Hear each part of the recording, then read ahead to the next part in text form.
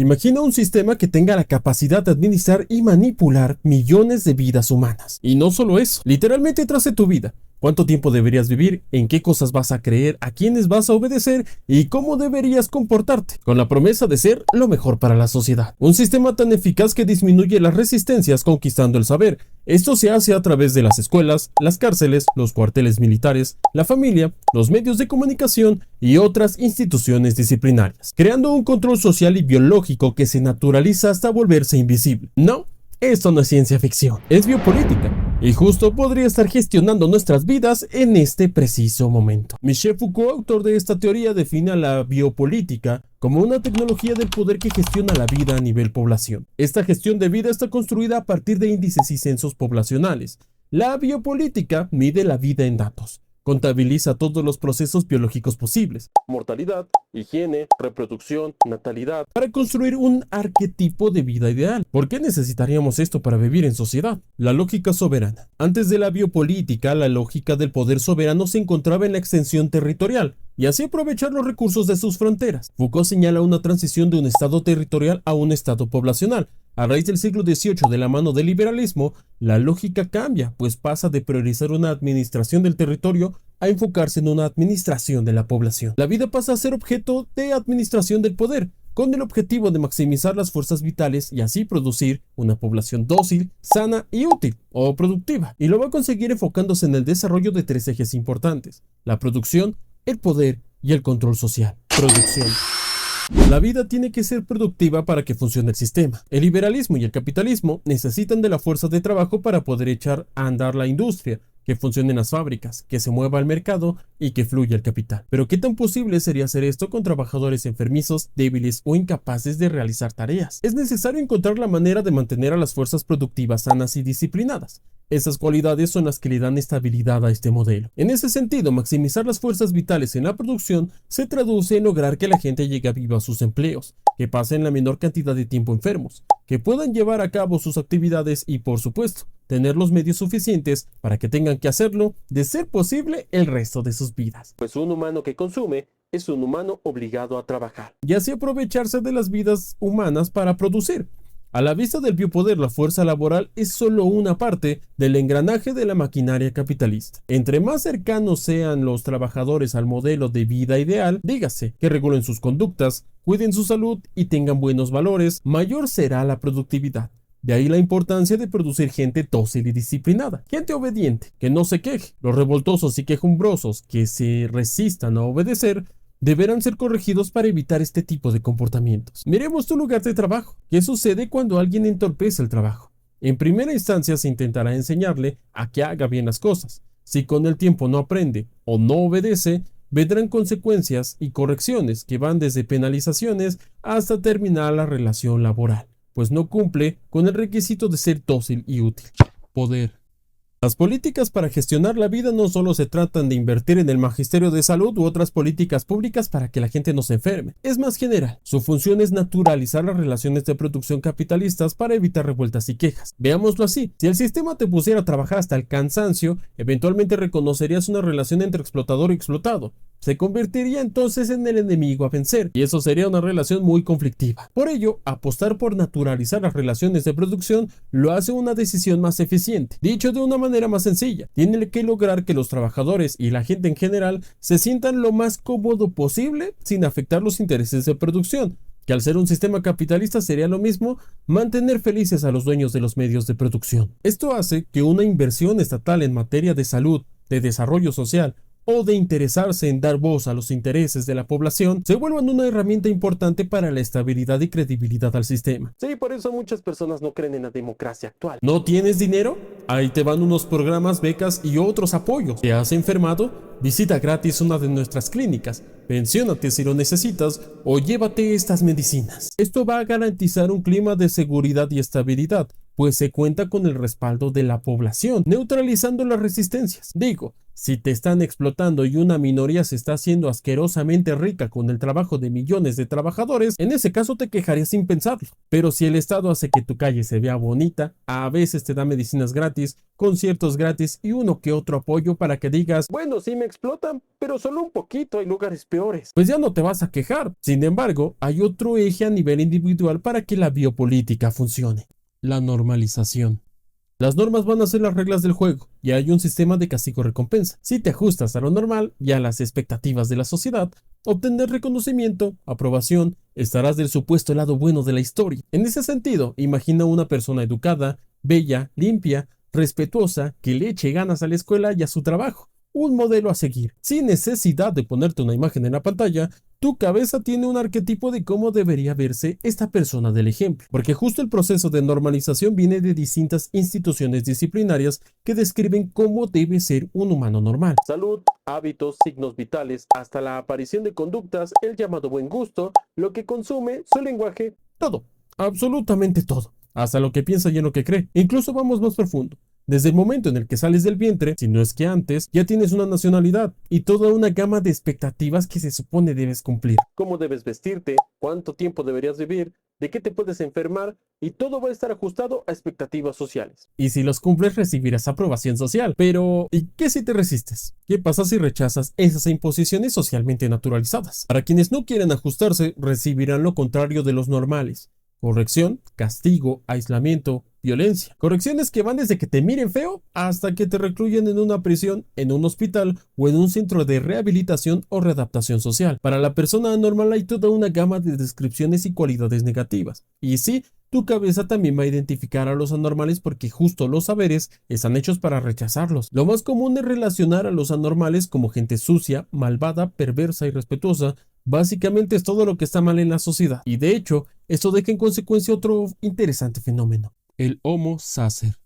La llamada vida normal o vida ideal es la que la sociedad espera que nosotros adoptemos y naturalicemos, que la hagamos nuestra y que no parezca una imposición. Una biopolítica más extremista la consideraría una vida digna de ser vivida. Esto es porque se ajusta a los valores de la época. Si tomáramos como ejemplo nuestro presente, esta vida ideal estaría compuesta por las personas que estudian, que están sanas, trabajan y tienen buen ingreso, le echan ganas, son disciplinadas, resilientes, no se quejan, van a terapia. E incluso metamos también lo que muchas voces en redes comparten: que sean hombres de alto valor y mujeres de alto valor, responsables afectivamente, que irradien energías masculinas y femeninas. Este grupo de personas son parte de la vida cualificada. Toda la gente que pueda gozar plenamente sus derechos y privilegios. Popularmente podríamos llamarle la vida que sí cuenta y que sí vale porque son socialmente aceptados. Esta categoría se construye a partir de la epísteme, el conocimiento y saberes del tejido social en una época determinada. Y sí, esto quiere decir que la filosofía, la lógica, la ciencia, los prejuicios, la cultura, las herencias históricas,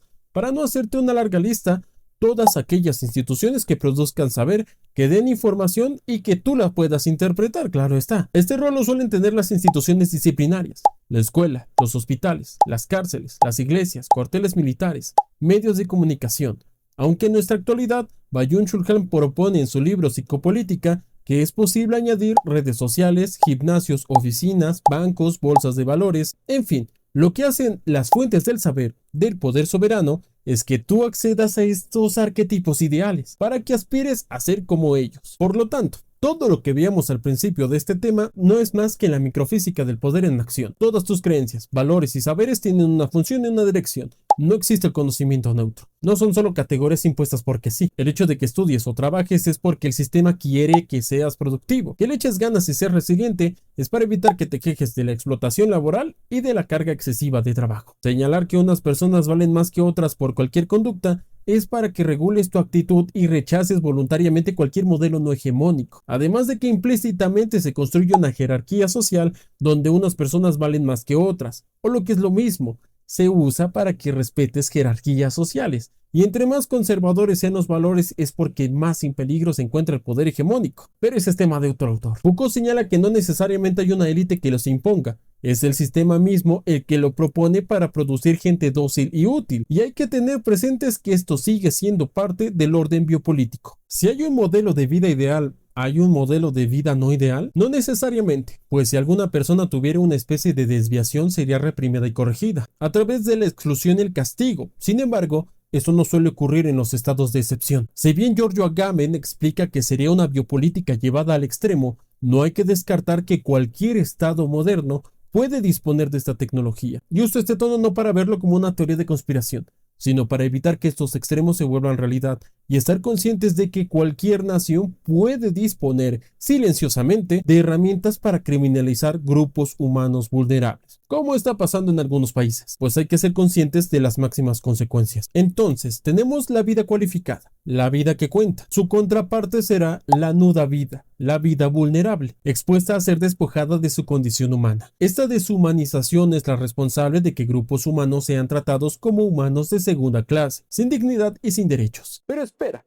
los derechos humanos son universales, intangibles e intransferibles. Lo que dices no tiene sentido. Y así debería ser, pero reitero, esto se debe a un estado de excepción. Un estado así puede permitirse prohibir o suspender derechos. ¿Bajo qué justificación? La justificación, como menciona Hannah Arendt en Juicio Eichmann en Jerusalén, dependerá únicamente de condiciones circunstanciales. Contrario a lo que se cree, no se necesitan cientos de estudios o tesis para poder implementar este tipo de políticas. Solo basta un clima idóneo. Construir narrativas basadas en prejuicios, estereotipos, xenofobia y cualquier acto de discriminación o exclusión hacia los grupos humanos más vulnerables. Mediante diferentes políticas se puede producir al Homo sacer, humanos tratados con injusticia e impunidad. Y hay que tener presente que todos los derechos humanos son los que limitan el poder soberano. Permitirle mediante el estado de excepción a cualquier estado suspender garantías rompe ese escudo para cualquier persona. Miremos a Estados Unidos. Está haciendo esto con los migrantes. Incluso en el lenguaje se ha escuchado el término humanos ilegales. ¡Qué ironía! Que la nación de la libertad y que la que supuestamente está al tanto de la protección de los derechos humanos, aquellos supuestamente intangibles, intransferibles e inalienables, al igual que las aplicaciones de tu teléfono inteligente, para su supuesto protector del mundo, los derechos humanos tienen términos y condiciones. El Homo sacer son las vidas insacrificables, pero pueden ser desvividos impunemente. La biopolítica es un sistema inclusivamente excluyente. Esto ocurre porque están incluidos en las leyes y no se niega que sean humanos. Encontrar la razón para justificarlos o volverlos gente menos humana es gracias a técnicas biopolíticas de racialización por raza, origen, nacionalidad, refugiados, etnias donde unos son superiores y otros inferiores. Zoofilización, considerar los animales, bestias, seres involucionados. Medicalización de disidentes, considerar y acusar a opositores como locos, enfermos o incapaces de tomar decisiones, entre otras más. Sin embargo, todas tienen algo en común: deshumanizar a aquellos grupos vulnerables, para darles un trato violento, pero legal, y esta legitimidad la da el estado de excepción, y ocurre porque la sociedad los considera gente peligrosa, inferior o como enemigos que atentan contra la población. Y reitero, depende de las circunstancias, y tampoco es necesario que dichas acusaciones sean reales. Si el soberano tiene los medios para ejercer ese poder, lo hará. Y prueba de esto son los campos de concentración, los centros de detención migrante en Estados Unidos y las privaciones de la libertad arbitrarias con motivos raciales o étnicos. Distinta gravedad y distintas condiciones, mismo origen. Pero un trato injusto necesariamente levantaría resistencia y, en consecuencia, revueltas. Y aquí está lo preocupante de esta tecnología. El proceso de deshumanización no es solo político-jurídico, es sociocultural. No es que el Estado venga e imponga su voluntad sobre quien considere que no merezca vivir. Este va a naturalizar esas relaciones de poder, como ya decíamos, a través del saber, del conocimiento. Podríamos coloquialmente decir que manipula la realidad para legitimar sus discursos, de forma que la sociedad no solo excluya voluntariamente aquellas nudas vidas, sino que cree el ambiente adecuado para que exijan que los corrijan, los castiguen y, en casos más extremos, los exterminen. La complicidad de la sociedad puede ser activa o pasiva, y hay que entender que cualquier grupo humano puede ser despojado de su dignidad, y en efecto, es posible que nos hagan cómplices de genocidios, de crímenes contra la humanidad o desplazamientos masivos. Si no cuestionamos, si no nos quejamos, si no impedimos que a cualquier grupo humano se le quite su dignidad, puesto que, y justo como lo hemos visto con los gobiernos fascistas, van a empezar con un grupo, una clase, una ideología, una raza o una etnia, y luego van por otra, y otra, y otra, y otra. Los hipernacionalistas alemanes, los últimos años de la Segunda Guerra Mundial, comenzaron a autodestruirse, pues al ver cercana la derrota, el pintor austriaco los consideró como alemanes indignos y prefería destruir toda Alemania antes que quedar en manos de cobardes e inferiores. Esto demuestra que los procesos de deshumanización no van a aparecer de la noche a la mañana. Inician desde la narrativa, desde la ignorancia, el prejuicio, se agravan con la suspensión de derechos y, dependiendo del contexto, traen consecuencias trágicas. Esto respalda lo que menciona Bauman en su libro Modernidad y Holocausto, argumentando que lo atroz que fue Alemania hipernacionalista no debe considerarse de ninguna manera como un accidente o que los responsables lo hicieron porque eran muy malos. Los estados modernos disponen de esta tecnología política en sus instituciones, la capacidad de decir cuáles son las vidas dignas de ser vividas y cuáles hay que tratar diferente o señalar de menos valiosas. El proceso de deshumanización se construye dentro del saber y la cultura, por lo que podrías preguntarte, ¿y la población solo acepta y ya? No exactamente. La disciplina. La disciplina, de acuerdo a Michel Foucault, es el conjunto de procedimientos minuciosos, de técnicas racionales que permiten la sujeción constante de las fuerzas y los cuerpos, asegurando su docilidad y utilidad. Uno de los propósitos de la disciplina, además de crear cuerpos dóciles y útiles, es que las personas dejen de resistirse al ejercicio del poder, que dejen de oponerse, interioricen el poder y a través de la autorregulación se conviertan en individuos útiles y obedientes al sistema. La disciplina adiestra los cuerpos por medio de instituciones disciplinarias. Dichas instituciones se hallan en lugares bien definidos: escuelas, hospitales, cárceles, fábricas, cuarteles militares. Dándole un vistazo profundo a estas instituciones nos damos cuenta que todas tienen delimitaciones espaciales. En estos hay cuartos, consultorios, salones, talleres. Hay una asignación especial para cierto tipo de actividad y dedicado a un tipo específico de persona. Esto último se expresa en gravedad de urgencia, grado escolar, especialidad, gravedad del delito, etc. Cada institución tiene un discurso especializado, elemento importantísimo para poder clasificar a sus pacientes, alumnos o reclusos. La vigilancia constante es el factor clave para interiorizar el poder. No hay necesidad que una autoridad certifique que estás haciendo lo adecuado todo el tiempo. Su eficiencia se basa en que tú mismo te exijas, en la autorregulación, para cumplir con las normas y, por supuesto, también la sociedad va a cumplir el rol de vigilar y exigir que cumplas las normas y expectativas sociales. ¿No te has preguntado qué es lo que hace a un buen ciudadano, un buen empleado, un buen estudiante o una buena persona? Y sus contrapartes. ¿Qué hace que un trabajador se considere revoltoso? ¿Cómo distinguimos a un ignorante, a un enfermo, a un criminal o a un loco? Las instituciones disciplinarias son las responsables de esta clasificación. Haciendo exámenes, evaluando, logran diagnosticar tus aciertos y desaciertos para saber si estás dentro de la norma o necesitas ser corregido. El adecuarse a las normas le da sentido a cosas que aparentemente no tienen lógica. Pregúntate, ¿qué clase de persona se levantaría a las 5 de la mañana, atravesaría la ciudad y el tráfico por llegar a un salón frío con una persona que te dice qué es lo correcto? Nadie lo haría. Pero si es para obtener un certificado que te permite seguir estudiando o para conseguir un buen empleo, la situación cambia, porque con esos papeles tu clasificación social es totalmente distinta. El principio de recompensa por hacerlo socialmente correcto. De esta forma el individuo exigirá que se le adiestre, que se le vuelva dócil.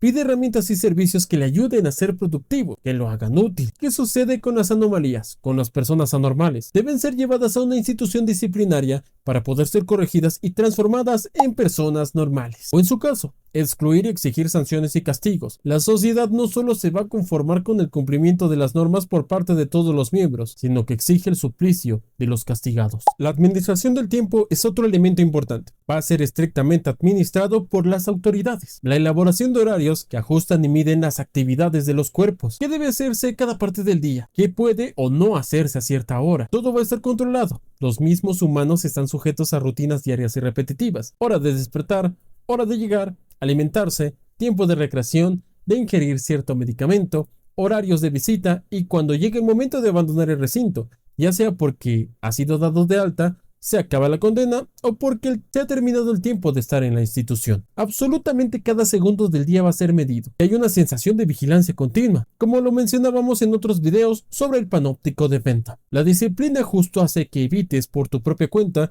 recibir un castigo o corrección. Nadie desea ser anormal. Por ende vas a autorregular tu conducta, tus gustos, tus expresiones y así evitar consecuencias negativas. Lo interesante justo es preguntarse, ¿cuántas cosas haces por tu voluntad? ¿Y cuántas haces porque la sociedad te exija que cumplas? ¿Has tenido que renunciar a tus sueños, a tus ideales o a tus valores con tal de no recibir críticas o castigos? ¿Hasta qué punto realmente eres tú quien decide cómo debes vivir?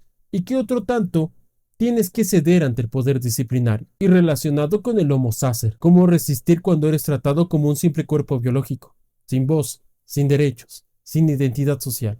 sin herramientas para defenderte. Déjame saber tus respuestas en los comentarios. Espero que con todo esto haya quedado claro cómo es que funciona la biopolítica. Compárteme tus dudas y lo resolvemos. No olvides suscribirte. ¿Qué piensas de todo este modelo? ¿Te parece aterrador? ¿Te parece de ciencia ficción? Te leo en comentarios. Recuerda suscribirte y activar la campanita de notificaciones para que te enteres cuando subo un nuevo video. Gracias por quedarte hasta el final y recuerda suscribirte para saber más de nuestra realidad, solo aquí en Difusión Relativa.